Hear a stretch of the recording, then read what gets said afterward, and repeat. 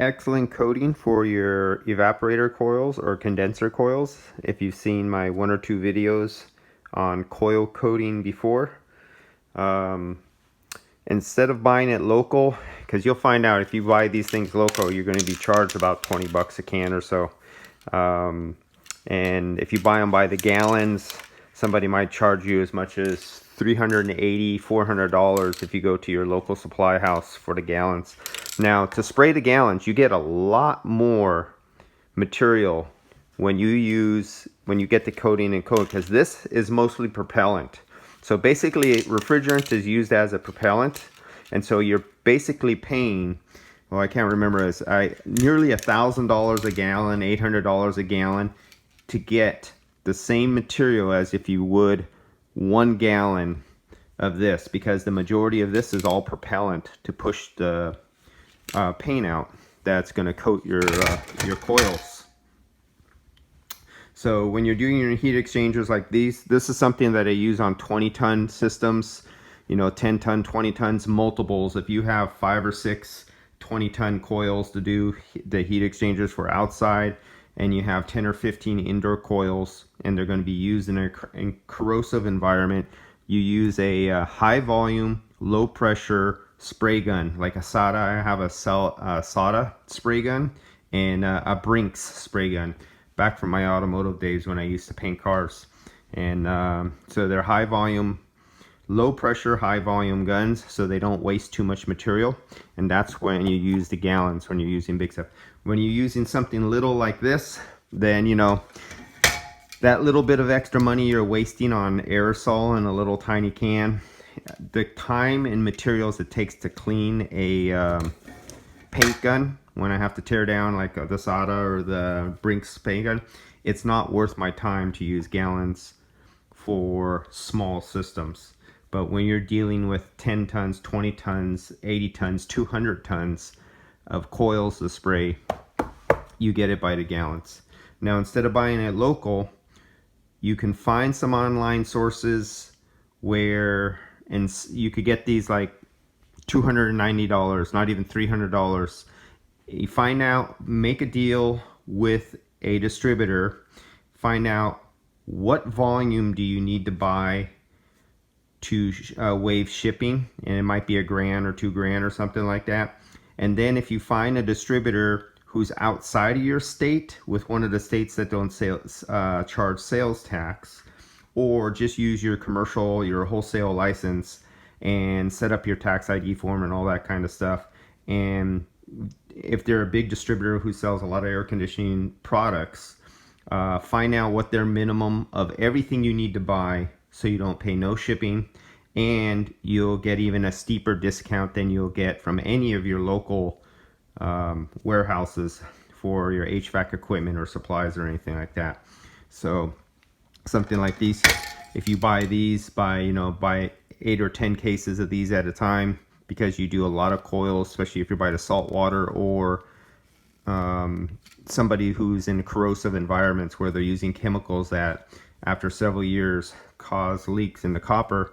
You get this stuff, and coated inside and out, and that'll basically end it. And one thing you want to pay attention to, and if you've seen my other video, you really want to pay attention to right where the steel is, right here, this little steel plate, right where that steel plate meets the copper, right at that little junction. Then you have the aluminum fins. You have 3 different metals. Actually, you have 4 different metals, because that little stamped steel plate right there has a zinc, coating on it, and zinc is a great anti-corrosive. But the unfortunate part of it is steel under there, but then you have copper, you have aluminum, and whatever kind of chemicals are being put in the air, or salts, especially if they're around any fertilizers, as they accumulate towards the bottom of your coil, they build up heavily at the bottom rows, and you now have an electrolyte that actually has a current passing there that causes a galvanic corrosion action at the copper on you, and that's how you get your leaks. So you really want to douse these corners right here, right at this plate, And on your coils at the very bottom where the water comes down, that very last coil, you want to make sure that very last coil is very coated very well. And this is the product to use.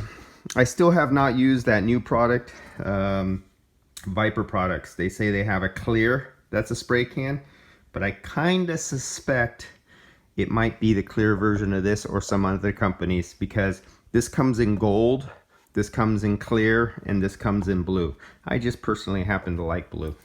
It stands out. And but if you had a coil that was coated in gold and you kind of want to keep that gold color, because maybe the customer says, oh, I don't want it to change color, then you could get this in gold, and then you spray your units in gold. And if you want no change, you could get the clear. But be warned, no matter what anyone's literature says, unfortunately, as of yet, no man-made clear product has all been that great at UV resistance, especially epoxy-based paints. Epoxy does not like UV exposure to the sun, and especially clears, because when you have a clear and you put pigments in it, the pigments themselves can protect the binders and the resins from the UV light, rays from destroying your coating. This is what many people don't know. Clears break down faster under UV. So I stay away from clears personally, just because I know we haven't manufactured a really good clear coating of anything that could stand up as well as a solid color that has pigments in it, where you can kind of like the UV and the infrared and ultraviolet lights will go down, it'll hit the surface, hit the pigments, all the damage gets done in the surface, but the UV light cannot penetrate and go through and cause breakdown and decay of the binders that are deeper down in the paint layer, where unlike clears, it goes all the way through. And this is why you always see clear plastics, clear varnishes, clear lacquers, clear acrylics and urethanes break down, unlike their counterpart of the exact same chemical compound that maybe have a color pigment inside of them. Don't break down as fast and last longer, especially if they're white, because then they don't build up heat too. And titanium dioxide, we no longer use lead. The titanium dioxide and a few other the oxides that they use as a pigment to make white paints actually reflect some of the UV, reflect some of the infrared that causes heat, and the UV that actually damages. So that's it on today. Just buy your stuff, set out accounts out of state that don't have tax payment to California, and then find out their minimum lot. You know, usually a pallet, $2,000, $5,000, $8,000. If you're a small individual HVAC guy, go look out of state. Go do your hunting. And how would you like this? Whatever your break you're getting at your local warehouse, if they say, oh, we give you 40% off, so how would you like them to have another 30 or 40% off of that by ordering your stuff out of state by the pallet load? And savings. That's more money in your pocket, especially when you keep going there and they keep not being on the shelf, and they say into cross arms, go, you can order it. That's great, you can order it, and that's where you break out the phone and you press the buy button, and it's at your place in the next day or two. All right, see you guys.